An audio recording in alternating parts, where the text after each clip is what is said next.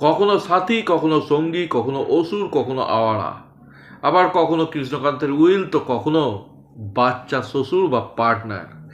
এইভাবে একের পর এক চরিত্রে তিনি আমাদের দিনের পর দিন, বছরের পর বছর মন্ত্রমুগ্ধ করে সিনেমা হলের দিকে টেনে নিয়ে গেছেন। তার এক একটি চরিত্র, তার এক একটি আইডেন্টিটি হয়ে আমাদের সামনে উঠে এসেছে, এবং যখনই তিনি তার এক একটি চরিত্রের মাধ্যমে আমাদের সামনে আসেন, আমরা একটাই কথা বলি, ও বন্ধু তুমি শুনতে কি পাও।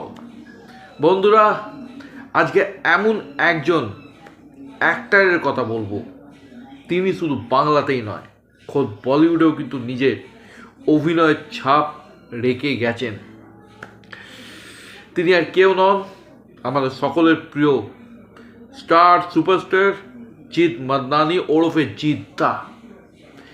এবং আজকের ভিডিওতে আমি জিদ্দার এমন একটা সিনেমার কথা বলবো যেখানে জিৎ কোনো একটা দুটো নয়, একেবারে নটি চরিত্রে আমাদের সামনে আসবেন। কখনো তিনি সাধু সাজবেন, তো কখনো পাঞ্জাবি, এবার কখনো তিনি বিপ্লবী সাজবেন, তো কখনো ডাকাত। এবং তাই তো সেই সিনেমাটির নাম, কেউ বলে বিপ্লবী, কেউ বলে ডাকাত। কিন্তু তার আগে আমি মিঠুন তোমাদের সবাইকে স্বাগত জানাই মিঠুন মুভি জাদুর আরেকটা ভিডিওতে। গুরুজনদের জানাই আমার প্রণাম, ছোটদের জানাই আন্তরিক ভালোবাসা এবং শুভেচ্ছা। সঙ্গে থাকো, দেখতে থাকো মিঠুন মুভি জাদু। তারিখটা 27 মে।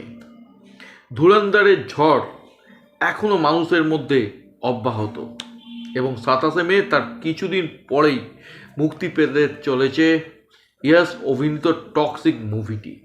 কিন্তু তার মধ্যখানেই বাংলার বস এবং বাদশা নিয়ে আসতে চলেছে তার ড্রিম প্রজেক্ট, কেউ বলে বিপ্লবী, কেউ বলে ডাকাত, যার পরিচালনার দায়িত্ব নিয়েছেন প্রতীক্ষিত বাসু।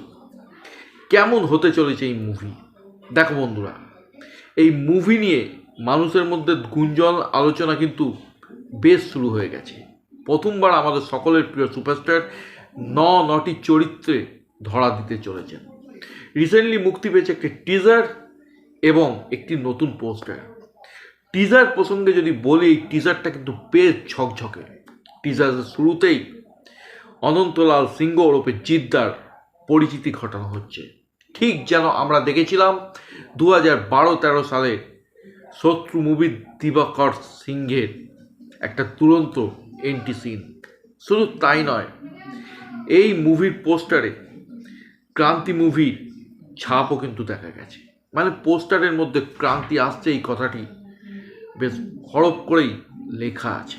জিদ্দার নতুন ছবিতে তার পুরনো ছবির রেফারেন্স দেখতে বেশ ভালোই লেগেছে।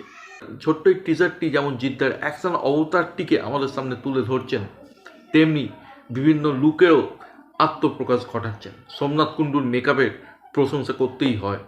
ঠিক নটি লুকে স্বাধীনতার প্রেক্ষাপটে রচিত এই মুভিটিতে আমরা জিদ্দা ছাড়াও দেখতে পাবো টোটা রায়চৌধুরীকে। সম্ভবত তিনি এই মুভিতে খলনায়কের চরিত্র অভিনয় করতে চলেছেন। এই টিজারটিতে বিজিএম এর ব্যবহার, সেটাও কিন্তু অত্যন্ত প্রশংসার দাবি রাখে। ওভারঅল এই টিজারটা কিন্তু আমাদের সামনে অনেক কিছু প্রমিস করছে। এই টিজারটা থেকে আমরা কিন্তু জিদ্দাকে একটা নতুন অবতারে, একটা নতুন গল্পের সাথে, একটা টান টান চিত্রনাট্যের বুনটে মোড়া একটা সিনেমার মাধ্যমে দেখতে চলেছি। এটাই কিন্তু এই টিজারটা আমাদেরকে বারবার দেখিয়ে দিচ্ছে।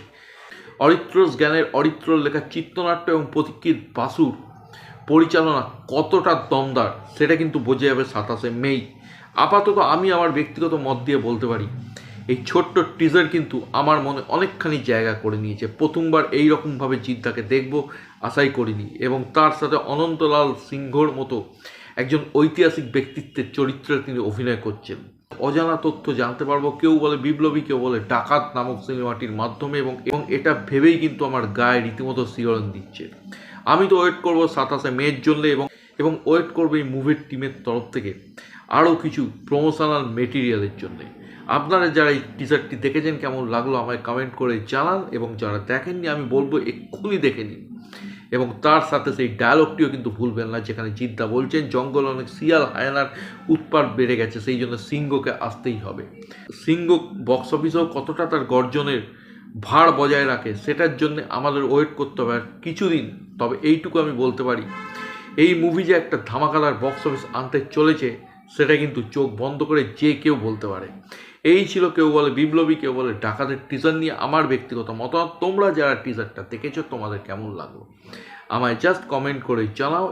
এবং কেউ যদি ভিডিও বা চ্যানেলে নতুন হয়ে থাকো তাহলে সাবস্ক্রাইবের সাথে বেল আইকনটিও কিন্তু ক্লিক করতে ভুলবে না। সকলে ভালো থেকো, সুস্থ থেকো, টেক কেয়ার, গুড বাই।